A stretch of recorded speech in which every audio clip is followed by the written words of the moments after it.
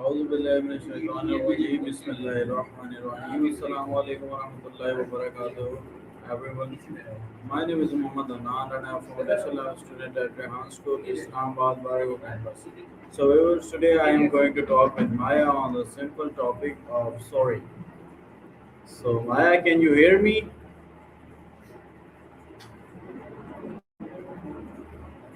I can hear you. Alright, my first question is what does the word sorry mean? At its simplest, it's an expression of regret or remorse. It's that way of acknowledging you've caused someone pain or made a mistake and basically saying, I recognize this and I feels bad about it. Alright, Maya, thank you. So my next question is where did the word sorry originate? It actually comes from the Old English word sare, meaning sore or pained. It's interesting because it started as a description of physical pain or grief before it evolved into the way we apologize for something we did. Alright, Maya. So my next question is why do people apologize? It's mostly about repair. It's a social tool we use to acknowledge a mistake and bridge the gap between us and another person. It's basically a way to say, our relationship is more important than my need to be right. Alright, Maya, thank you. So my next question is how old is the tradition of apologizing? It's a deeply ingrained social contract. In most cultures, it's the standard way to signal that you're not a threat and that you want to maintain harmony.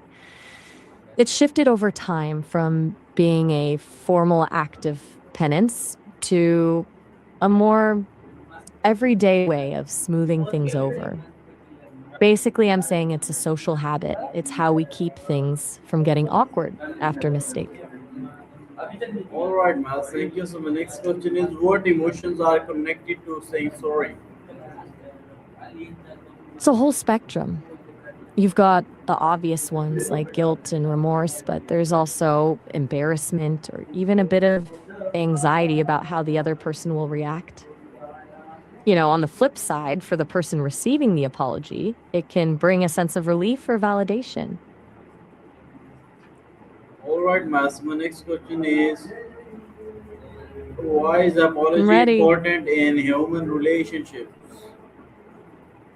because it builds trust. It proves that you're accountable and that you actually care about the other person's feelings more than your own ego. Without it, resentment just piles up until the relationship eventually snaps. All right, Maya, thank you. So the next I'm question still is, how do apologies help rebuild trust?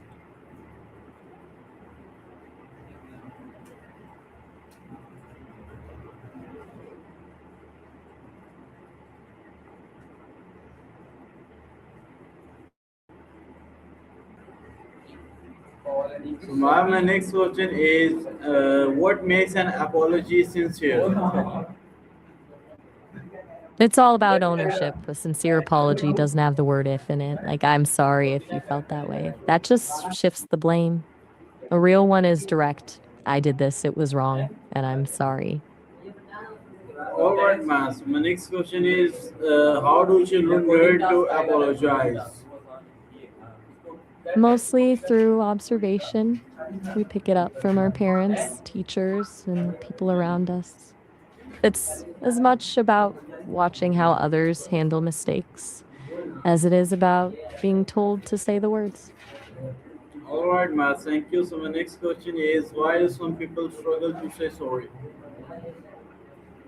Usually it's an ego thing. For some, admitting to appreciate that. Ready for the next one? Yes, thank you. So my next question is, how does culture influence apologies? It varies wildly. In some cultures, a direct sorry is the go to. In others, it's more about the action, like a gift or a helpful gesture, rather than the words. Some places prioritize the harmony of the group over an individual admitting they were wrong, so the apology is more subtle. All right, Matt, thank you. So my next question is, what are different ways to apologize around the world? It's a fascinating mix. In Japan, for example, you have different levels of bowing depending on how big the mistake was. In some Latin American cultures, an apology might be wrapped in a lot of warmth and emotional expression, while in Nordic countries, it's often much more understated and direct. It's less about, it can be, especially when you're trying to translate a feeling into a specific culture. What's the next question? All right, ma'am. So my next question is, why is forgiveness often linked to apology? Because one opens the door and the other lets you in. An apology is the request for a clean slate, and forgiveness is the decision to actually grant it. Without both, you're just stuck in the conflict. All right, ma'am. Thank you. So my next question is, what role does empathy play in apologizing? It's the entire engine.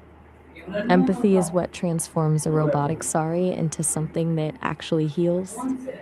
It's the ability to step out of your own head and actually feel the impact your actions had on the other person. Without empathy, an apology is just a script. With it, it's a connection. Wait, are you apologizing to me? All right, ma'am. So my next question is, how can apologies heal emotional pain?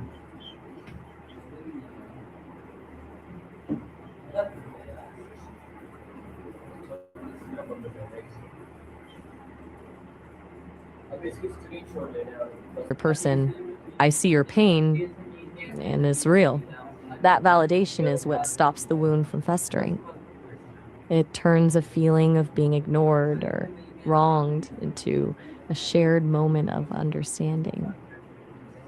All right, ma'am. So my next question is, what is the psychology behind guilt and apology? It's a bit of a push and pull. Guilt is that internal alarm telling you that you violated your own values or hurt someone. The apology is the release valve. By apologizing, you're attempting to resolve that tension and get back into alignment with who you want to be. All right, ma'am. Thank you. So my next question is, why do some people sometimes apologize even when they are not wrong? It's usually a it's usually a social lubricant. People do it to avoid conflict, make others feel comfortable, and the peace. It's less about guilt and more about managing the vibe of the room. All right, ma'am. So my next question is, how do apologies affect friendships? I think you mean how apologies affect friendships, right? They're basically the glue that keeps things together when things get messy. It's the difference between a small argument and a friendship ending.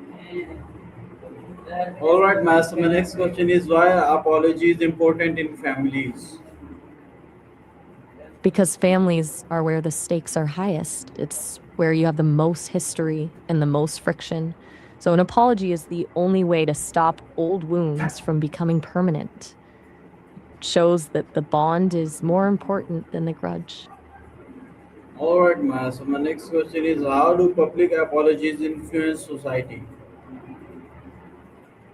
And they set a public standard for accountability. When a leader or a celebrity apologizes, it signals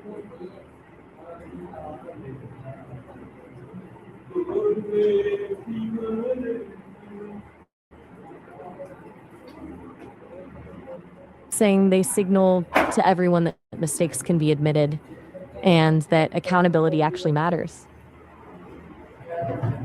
Yes. All right, ma'am. Thank you. So my next question is, what are famous historical apologies? Let me look into that. There are some really powerful ones, like when West German Chancellor Willy Brandt knelt in Warsaw in 1970 to apologize for Nazi atrocities. That image alone said so much. Then you've got F.W. de Klerk apologizing for apartheid in South Africa, or the Catholic Church finally apologizing for Galileo's house arrests back in 1992.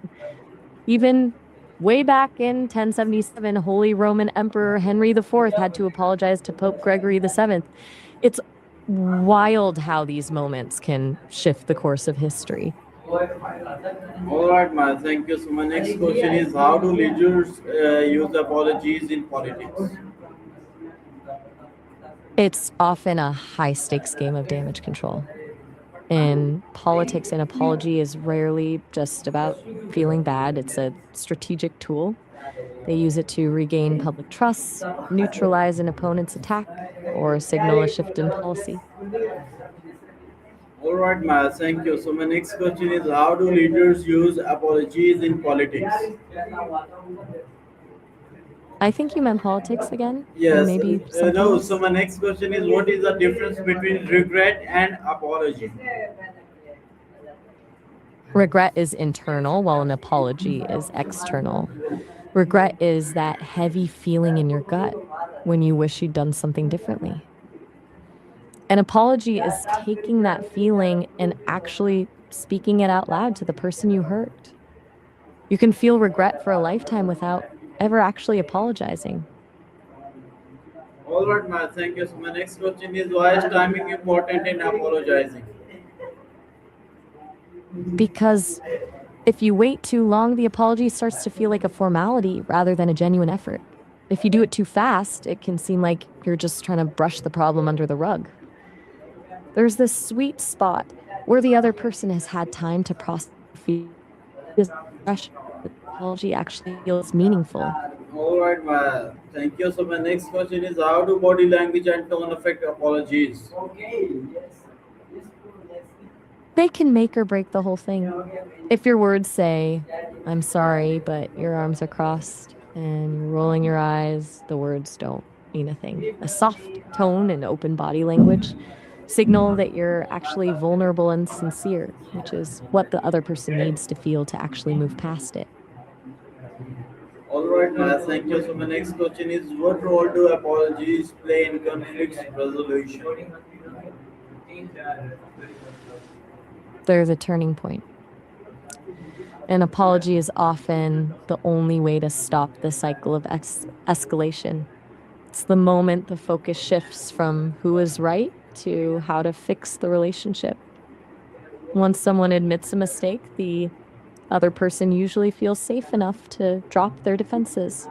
And that's where the actual resolution starts. I'm All glad right. you're finding this helpful. So What's next on your list? my next question is, why do some apologies fail? I'm guessing you mean why do apologies fail? It usually happens when the apology is more about the person saying it than the person hearing it. If it feels like I got they don't care. When the other person feels like you're just checking a box or trying to get them to stop being mad, the apology just bounces off. It doesn't land because there's no genuine empathy behind it.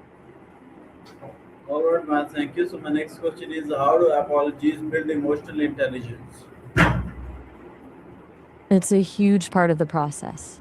Learning to apologize is basically a crash course in emotional intelligence. It forces you to practice self awareness by recognizing your mistakes and empathy by understanding how someone else feels. The more you do it sincerely, the more you're able to read people and handle difficult emotions without getting defensive. All right, man. Thank you. So my next question is, what are the most common apology phrases? Depends on the situation, but there are a few classics. You've got the simple, I'm sorry, or my apologies for the everyday stuff. Then there's, I messed up, or I take full responsibility when you really need to own a mistake. And of course, please forgive me when you're asking for a clean slate. All right, Maya. So my next question is, how does religion encourage apology and forgiveness? Most religions frame it as a path to spiritual cleansing. They usually teach that holding on to guilt or grudges is a burden and that apologizing is the way to reconcile not just with other people, but with a higher power. It's often seen as a requirement for inner peace and a core part of being a compassionate human. All right, Maya. So my next question is, what is the Islamic perspective on apologizing? In Islam, it's deeply tied to the concept of toba, or sincere repentance. It's not just about saying the words, it's about a genuine desire to change and make things right.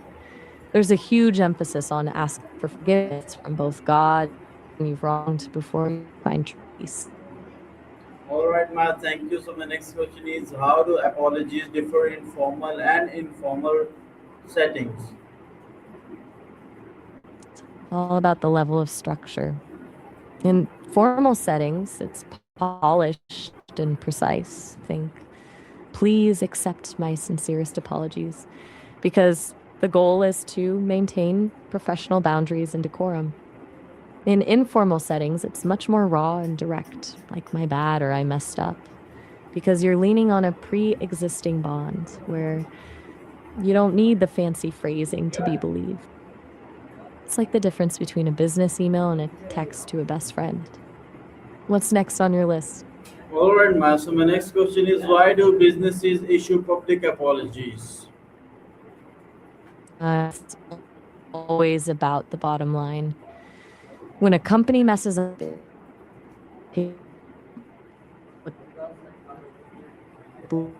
rebuilds brand. It's basically corporate damage control. All right, Matt. Thank you. So my next question is, how do celebrities apologize after controversies? It's a delicate balance. When a major controversy hits, companies or leaders usually wait for the dust to settle just enough so they can control the narrative, but not so long that they look indifferent. They typically lead with a full admission of the mistake, no excuses, and then pivot immediately to a concrete plan for how they're going to fix it. Because at that stage, words aren't enough. People want to see action. All right, Matt. Thank you. So my next question is, can apologies improve mental health? Absolutely, they can. Both giving and receiving a sincere apology can lower stress and anxiety. For the person apologizing, it clears that heavy weight of guilt off their chest. And for the person who was hurt, it validates their experience, which helps them stop looping the pain in their head and actually move on.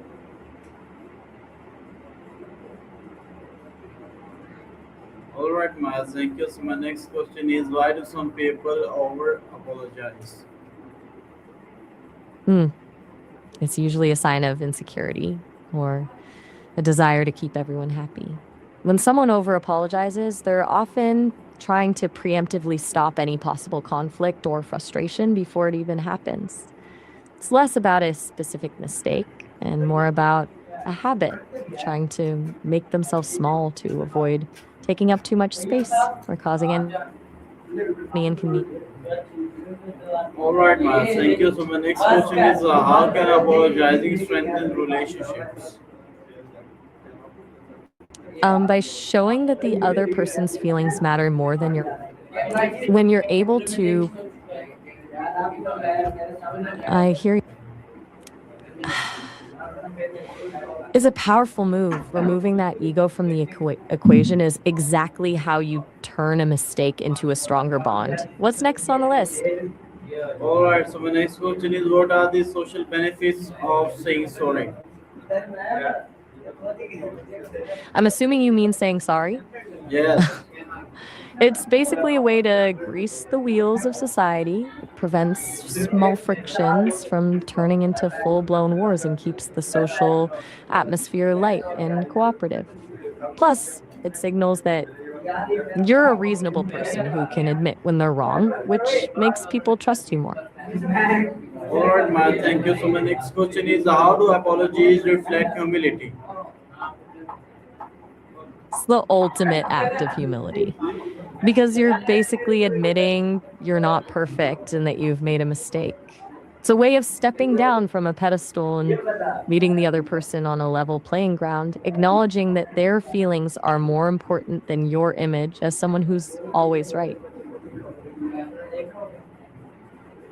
All right, Matt. Thank you. So my next question is, how do apologies reflect humility? You just asked that one. All I right, think we all already right. My covered. next question is, why is accountability important in apologies? Without accountability, an apology is just empty words. It's the difference between saying, sorry you feel that way, and I did this and I'll make sure it doesn't happen again. Accountability is what proves the apology is actually about the other person's healing, not just your own convenience. All right, Maya. So my next question is, what role do apologies play in schools? They're a huge part of learning how to navigate the world. Schools are basically a training ground for social skills. So when a kid learns to apologize, they're learning how to resolve conflict and empathize with a peer. It helps move a classroom from a place of tension to a place of cooperation. And it teaches students that making a mistake isn't the end of the world as long as you own it. All right, Maya. So my next question is, how do teachers encourage students to apologize? They usually they usually focus on the why behind the apology instead of just forcing a kid to say the words. A good teacher helps them understand how their action. Wait, are we hitting the 30-minute mark? That's a lot of ground we covered on the art of the apology. All right, Maya. So my next question is, why do parents teach children to say sorry? Wait, you want me to help you lie to a teacher? I'm not really into the deception game. My question is, why do parents teach children to say sorry? It's about building a moral compass. They're teaching kids that their actions have an impact on other people and that owning up to it is the right thing to do. It's basically the first step in teaching empathy. It's how they learn the world doesn't revolve around them and that other people's feelings are just as real as their own. All right, Maya. Thank you. So my next question is, how does apology affect teamwork? I'm assuming you mean how it affects your reputation or the weight of your word. Yes. It's a bit of a paradox. If you never apologize, people stop trusting you because you seem delusional or arrogant. If you apologize sincerely when you've actually messed up, it can actually make your word more valuable because it shows you have the integrity to be honest about your flaws. All right, Maya. So my next question is, how can an apology change someone's perception of you? It can completely flip the script. If someone sees you as arrogant or uncaring, a genuine apology is like a signal that you're actually human and humble.